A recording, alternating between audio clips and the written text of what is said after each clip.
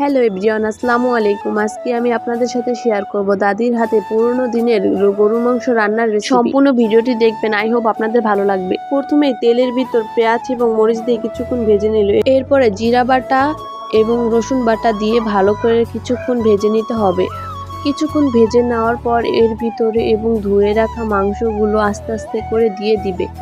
সবগুলো মাংস একসাথে দিয়ে দিবে। এই মাংসটি একদম অন্যরকম রান্না করা হয় এবং স্বাদও অন্যরকম। একদম বিয়েবাড়ির গরুর মাংস রান্নার মতন সেম টেস্ট হয়। এবার কিছুক্ষণ কষিয়ে নিয়ে হালকা করে একটু পানি দিয়ে দিবে, যাতে করে নিচ দিয়ে পুড়ে না লাগে। এবার এক এক করে সব মশলাগুলো দিয়ে দেওয়া হবে। প্রথমে হলুদ দিল 2 চামচ।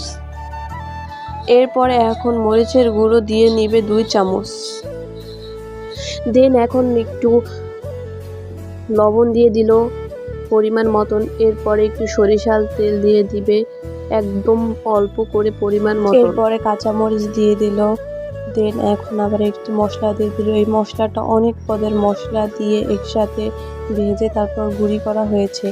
মশলাটা যদি আপনারা দেখতে চান অবশ্যই কমেন্ট করে জানাবেন। এরপরে আদা বাটা দিয়ে সবগুলো একসাথে ভালো করে মিশিয়ে নিল। এরপরে কিছুক্ষণ এভাবে কষিয়ে দেন 2টি তেজপাতা দিয়ে এবার পানি দিয়ে দিবে।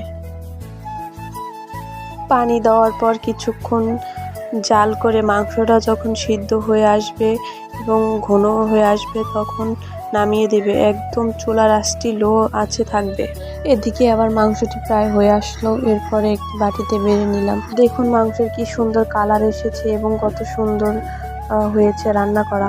আপনাদের যদি ভিডিওটি ভালো লেগে থাকে তাহলে অবশ্যই আমার চ্যানেলটিকে ফলো করবেন, কমেন্ট করবেন, শেয়ার করবেন এবং আমাকে একটু সাপোর্ট করবেন। আমি নতুন, আপনারা বেশি বেশি সাপোর্ট করলে ইনশাল্লাহ আমি ভালো কিছু করতে পারবো।